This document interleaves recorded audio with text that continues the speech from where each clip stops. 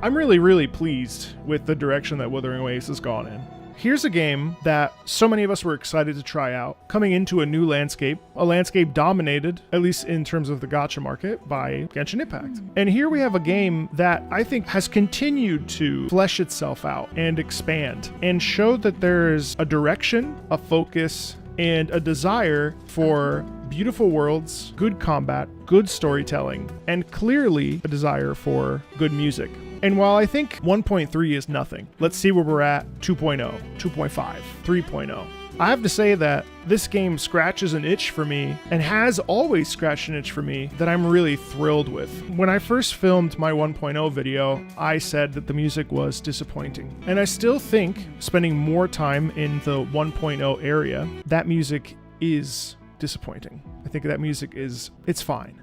It really is fine. I also admit that when I was filming that video, I was off the heels of Stellar Blade, which has one of my favorite soundtracks of the year. And so here we are now at 1.3, and musically, I think that this has really been a wonderful change of pace. The music that you're hearing behind me is beautifully lush and full of this near automata soundscape, while also bringing in its own fair share of melancholy. There's a peaceful sadness to this music that is lovely. It's profound. It's beautiful. So, the battle theme, only 38 seconds. And yet that battle theme is quite nice. And why is it nice? It's nice because of the forward momentum. It's nice because there's a forward drive. We need that in games. The music for 1.0, battle music anyway, was pretty devoid of any forward rhythm or forward really melody.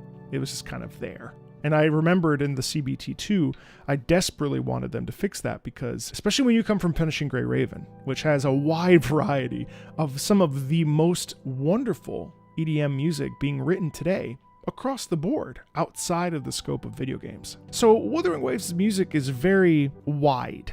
And what I mean by that is that it doesn't feel like it always has a sense of direction. It feels very soundscapey versus being very centered around rhythm and melody, despite the fact that, of course, all music is focused on rhythm and melody. We're in a really good spot. It's really quite nice. Not every song is a banger. Not every piece is worth putting on in the background while you do your daily tasks. Does it need to be? No.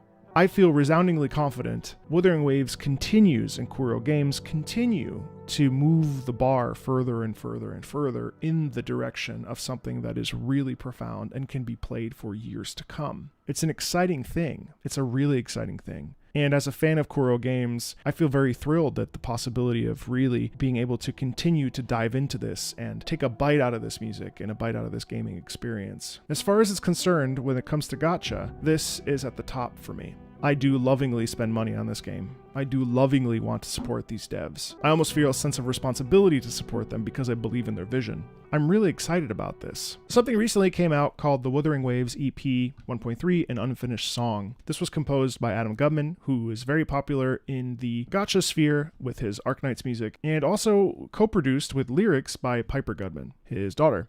Let's listen to this together, shall we?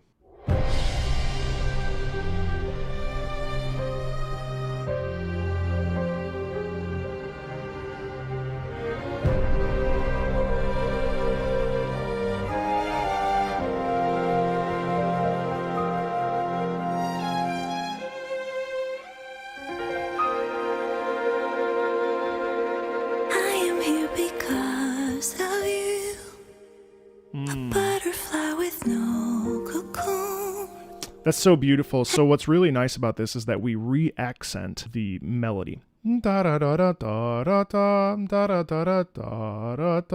Beautiful stuff. That's such a simple and effective way of delivering an emotional sensation of pain, of loss, of repeating. Repeating things is something we do all the time in music, and the purpose of it is because we want to re-emphasize something. Adam has an uncanny ability of writing really beautiful music for strong female characters, and it shows many different dimensions of these characters. Their sensuality, their elegance, their womanliness, their femininity. Adam has a gift with this particular sound style, and I've heard it countless times now with Arknights music, and in this particular case as well. It's very obvious that this melody is going to be very, very romantic. One of the things too worth pointing out is that the singer, Moana Avenetti, is extremely delicate in the way that she approaches her voice. There's a lot of breath in this sound, and that is not a bad thing. That is actually a good thing, because there's a humanity in that breath, and there's a humanity in a little bit of that imperfection of the tone. It's really, really special because it leaves us with a sense of a person is here. A person is presenting something, you know? Let's keep going. Energy we can define,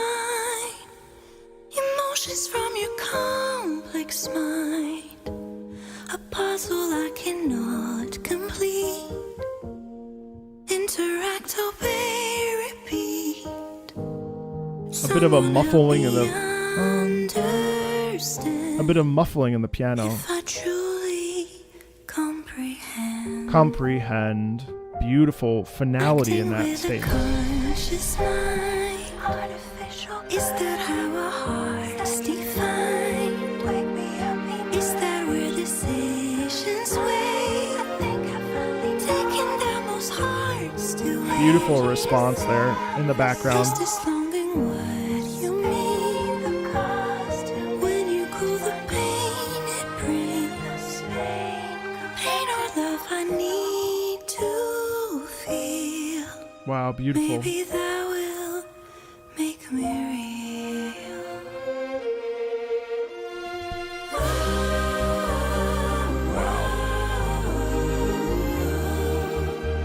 If all else fails you, love. No, I never wanna let you go.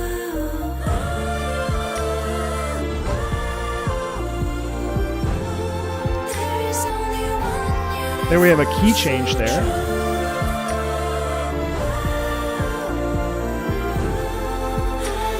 was born because of you.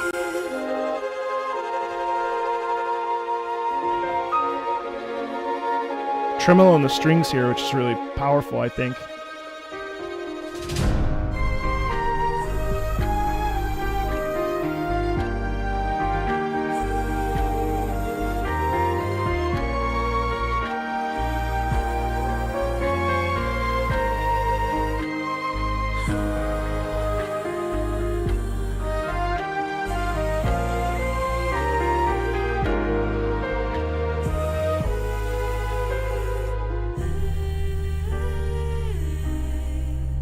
Beautiful harmony in there as well.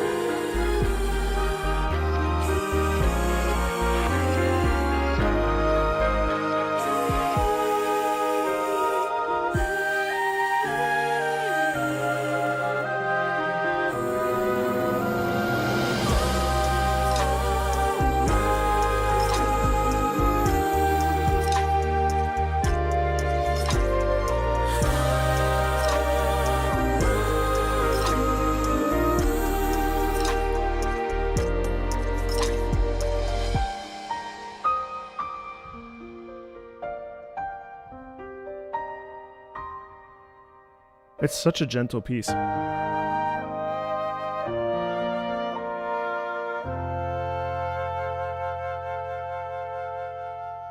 One of the really powerful things about this piece, I think, is the fact that when we have the back half of this, what we end up having is something that's really, really human. We are using wood instruments and woodwinds, and that melody line especially, too, it feels very contemplative and plaintive.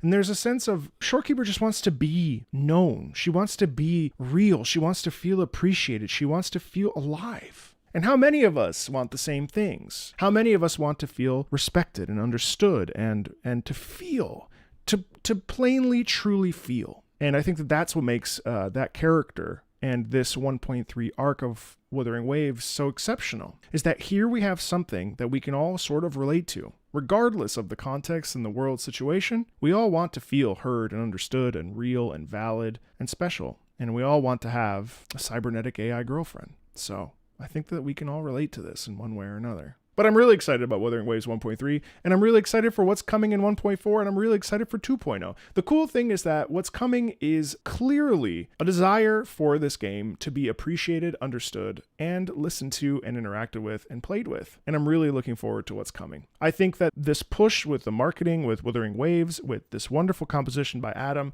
the wonderful music in the game itself, I think what this represents is a commitment to players, a commitment to make sure that we understand that these devs do care. And if that's glazing, then by all means, I am glazing away. Do I wish that they would go back and fix certain things from the past? Absolutely. Do I think that they would spend a little bit more time maybe cooking that 1.0 story? Yes, 1,000,000%. 1.2 I didn't really play, can't really speak to that. But what I experienced with 1.3, having gone through 1.0 and part of 1.2, I feel very good about the state of this game, and I feel like it's a really good game that you can recommend to anybody, even people that aren't into gacha games. I think that there certainly is more to be explored and more to be sort of untethered. I think there's a lot of stuff that could be a little bit tighter, but I think this is a really good spot, and I'm very happy with it. If I were to give a rating to Wuthering Waves 1.3, I would say it's a solid 8 out of 10. There's always going to be something that needs to be better, or it could be better, or it could be fleshed out, but that's the nature of this. It's fine. It's pretty good. So with that, I'll see you later.